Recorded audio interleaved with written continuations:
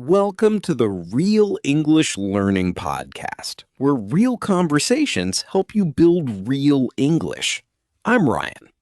And I'm Maya. And today we are talking about one of my absolute favorite topics in the whole world: travel.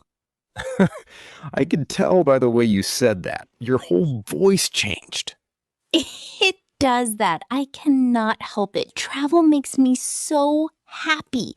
Just thinking about being somewhere new, seeing something for the first time, eating food I have never tried. I love all of it. And today we're going to talk about travel the way people actually talk about it. Not like a guidebook. Like two friends who have been on trips, made mistakes, got lost, and loved almost all of it. Almost all of it. Some parts we will also laugh about. Definitely. And this is such a great topic for English learners because travel conversations come up all the time. Someone asks, "Have you been anywhere nice recently?" Or, "Where do you want to go next?" And suddenly you need the words. And not just words for the beautiful moments, also words for the chaotic ones. The missed bus, the wrong hotel, the meal that looked great in the photo and then arrived as something quite different. A universal travel experience. Deeply universal. And this is a B1 level episode, so the language is clear and natural, the way real people speak. You do not need to understand every word perfectly. Just stay with us, enjoy the stories, and let the language come to you. At the end, we have our word tour. 8 useful travel words and phrases from today, explained slowly with real examples. So make sure you stay for that. But first, one small thing. If your English progress feels slow right now, please be patient with yourself. Every time you listen to natural English, like right now, something is building inside you, quietly, steadily, really. Trust the process. It works. Okay, let's talk about travel. Maya, where is the best place you have ever been? Oh, that is always the hardest question. I know, I ask it anyway. Okay, if I have to choose one, Japan. I went a few years ago and it changed something in me. I know that sounds dramatic, but it is completely true. No, that does not sound dramatic at all. Some places do that. They just get inside you. Yes, exactly. It was everything together: the food, the people, the way the cities felt so organized and calm, but also so full of energy. And then you go outside the city, and everything becomes quiet and green and completely different. The contrast is part of what makes it interesting. Completely. And I felt like I could spend months there and still not see everything. That is a good sign for a place. When a place makes you want to stay longer than you planned, that is a real place, not just a destination. That is a nice way to put it. What about you? Best place? Portugal, specifically a small city called Porto. It was not even my main destination.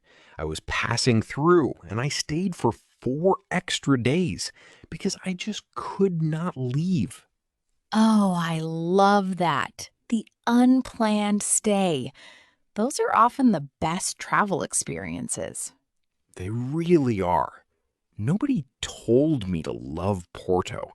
I had no expectations. I just walked around, ate well, sat by the river, talked to people, and by the end, I felt like I had been somewhere real.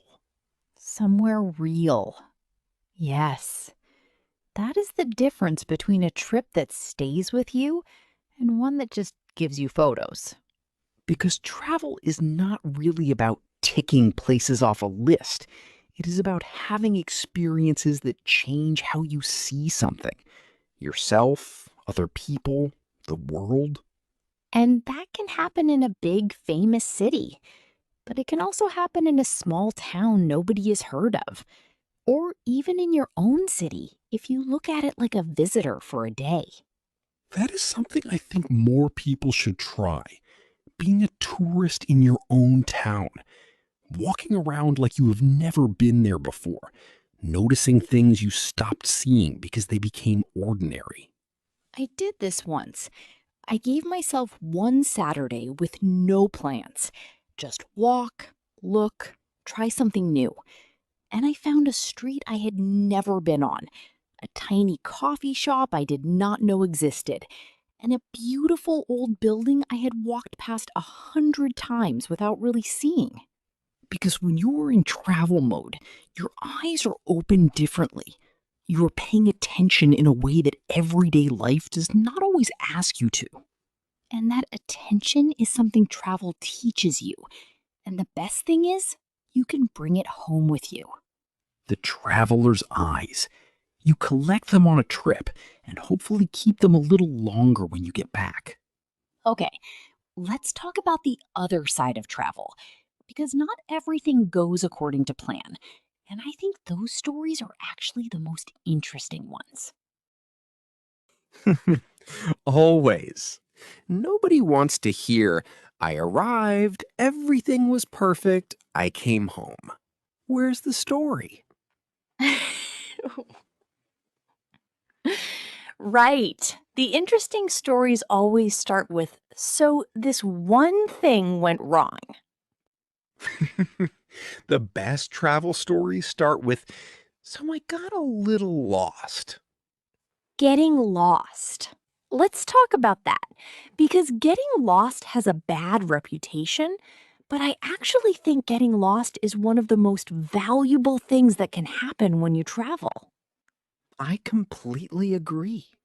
When you are lost, you are not following a map or a schedule. You are just there, in a place, looking around. And that is when you actually see things. Yes. You walk down a street because you do not know where else to go, and you find a little market, a local restaurant with no English menu, or a beautiful view nobody put in a guidebook. The guidebook cannot tell you everything, and the best things are usually the ones you find by accident. I got lost once in a city in Italy. I did not have internet on my phone. I had no idea where I was. And for about 20 minutes, I felt a little panicked. That initial panic is very real. Very real. But then I thought, okay, I am in a beautiful city. I am healthy. I am just not sure which direction to walk. That is not actually an emergency. That moment of perspective, when you realize the situation is inconvenient, not dangerous. And once I relaxed, I started walking and looking. I found a lovely little square with a fountain. I sat down. A local woman saw me looking confused and helped me with directions in a mix of Italian and hand gestures, and both of us laughing. That is a real travel moment. You cannot plan that. You cannot book that experience online. It was one of my favorite moments from that whole trip. And it only happened because I was lost. I have a packing story that I am almost embarrassed to tell. Oh, please tell it. I went on a 5-day trip once, and I packed for what I can only describe as every possible weather event on earth. I had a heavy winter coat. I had 3 pairs of shoes. I had an umbrella the size of a small tent For a 5-day trip? for a 5-day trip. And the weather was perfect and sunny the whole time. I carried that enormous bag through airports and upstairs, and I did not use any of it. The overpacker, a very common traveler type. I have since learned my current policy is pack half of what you think you need and add one nice outfit. That is it. That is very good advice. Travel light and you move differently. You feel more free, less attached to your things, and more open to whatever happens. Heavy bags make you a different kind of traveler. You're always thinking about the bag. Whereas light bags make you move like you belong somewhere, even if you have just arrived. I want to talk about something I find genuinely interesting: the difference between being a tourist and being a traveler. Because people use these words differently, and I think the distinction is worth exploring. Yes, and I do not want to be snobbish about it because tourism is completely valid. People have limited time, limited money, and they want to see the famous things. That is perfectly reasonable. Absolutely. But there is a different kind of travel where the goal is not to see all the famous things. The goal is to actually experience a place, to slow down, spend more time in fewer places, talk to people, try ordinary life for a few days. Like eating where local people eat, not where the menu has a picture of everything in 5 different languages. The tourist restaurant menu. Very easy to spot. Nothing wrong with it, but if you want to understand a place, you eat where the people who live there eat. You take the local bus. You go to the market on a Tuesday morning, not just the famous landmark on a Saturday. And what you get from that kind of travel is different. You do not come back with the best photos, but you come back with a better feeling. Like you actually touched the place, not just stood in front of it. And that kind of travel also challenges you more because you cannot always read the signs, you cannot always communicate easily. You have to try harder. Which is where it connects to language learning. Because traveling somewhere where your English is being tested is one of the best language learning experiences possible. Yes, when I travel somewhere new, my English improves, not because I am studying, but because I am using it in real situations where I actually need it. Real stakes, real communication. And you stop worrying about being perfect because the priority shifts. Did they understand me? Did I understand them? Did we connect? Yes? Great. We did it. Grammar becomes less important and communication becomes everything, which is the right order of priorities. And travel teaches other things too. It teaches patience because things go wrong, things take longer, things are just different from what you are used to. It teaches flexibility. Your plan changes and you have to adapt. And usually the adapted version is fine or better. It teaches humility. You arrive somewhere with your assumptions, and the place quietly dismantles them. You thought you understood how something worked, and you discover, oh, it works differently here. And differently is not wrong, just different. That lesson, different is not wrong, just different, is one of the most valuable things travel gives you. And it applies everywhere, to people, to cultures, to ways of living. And once you have it, you carry it with you into how you talk to people, how you handle new situations, how you handle your English learning. Different is not wrong, just different. That is almost a philosophy. A travel philosophy. Shall we do the word tour? Let's. I need to book a trip after this conversation. I am so inspired.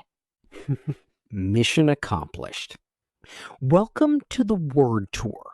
8 useful travel words and phrases from today's conversation, clearly explained slowly with 2 real example sentences each. These are words that will help you talk about travel in natural, confident English, in conversations, in writing, anywhere. First word, destination.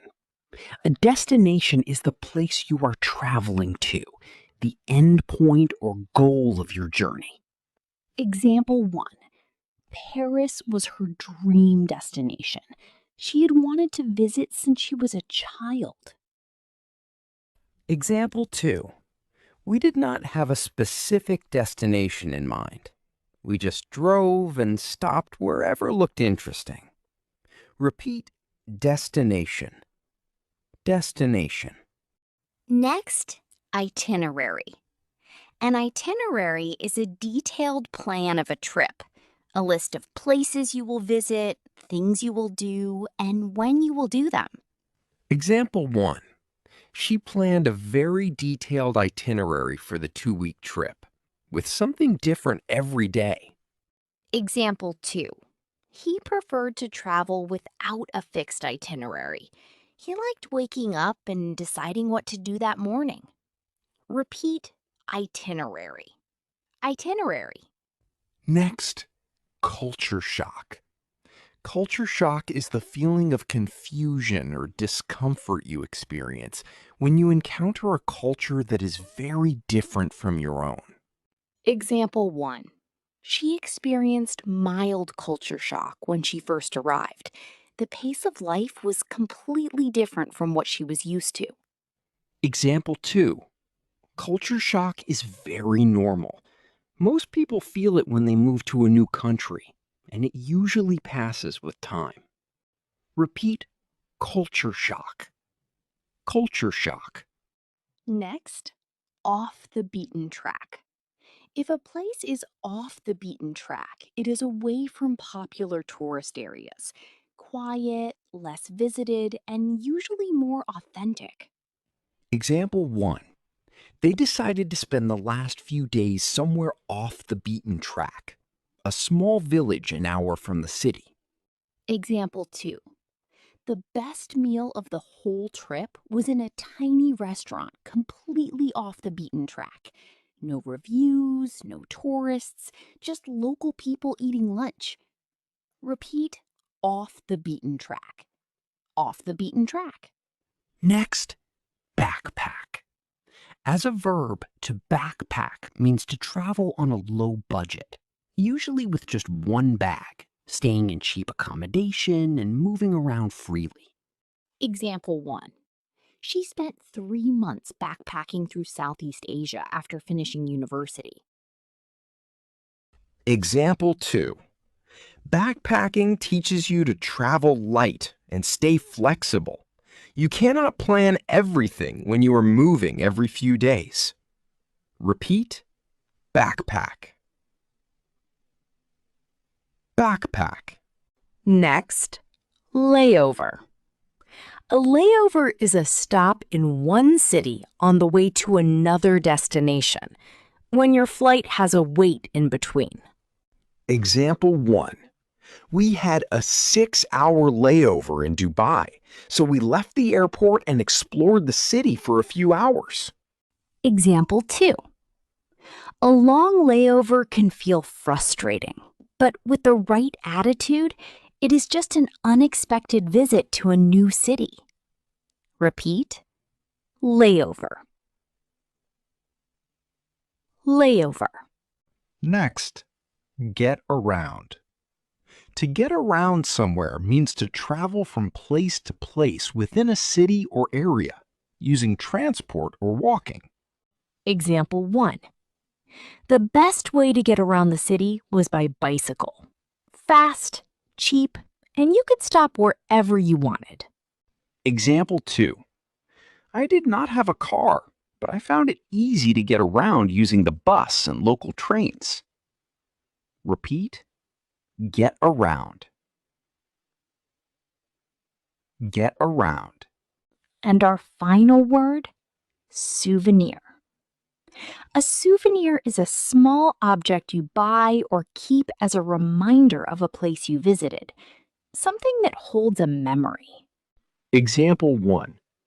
She bought a small ceramic dish as a souvenir from every city she visited. Her kitchen shelf told the story of all her travels. Example 2. He never bought expensive souvenirs, just a postcard and a small magnet from each place. Simple, but meaningful. Repeat, souvenir. Souvenir. Your 8 words: destination, itinerary, culture shock, off the beaten track, backpack, layover, get around, souvenir. Use them the next time someone asks about your travels, or the next time you are planning a trip. They will make your travel English sound natural and confident. And that is our episode for today. I feel like I need to go and book a flight immediately. Same. Every time we record a travel episode, I end up looking at flights that evening. A very expensive side effect of our podcast. Today's big idea: travel is not just about seeing new places. It is about being open to the unexpected, open to getting a little lost, open to the idea that different is not wrong, just different. And every one of those things is also true about learning English. Be open, make mistakes, get a little lost sometimes, and trust that you are finding your way. Our comment question for today: where is one place in the world you really want to visit, and why? Tell us. We love reading these because every answer is different and they are all wonderful. We genuinely read every comment, so please tell us your dream destination. And if today's episode gave you something, a smile, a new word, a little bit of travel inspiration, please give it a like. It helps us so much. Subscribe to the Real English Learning Podcast for a new friendly conversation. Free, warm, and always made with real care for where you are in your English journey. Thank you for being here today. It means a lot. Take care of your English and go somewhere new soon. This is Ryan. And this is Maya. We will see you in the next podcast. Bye.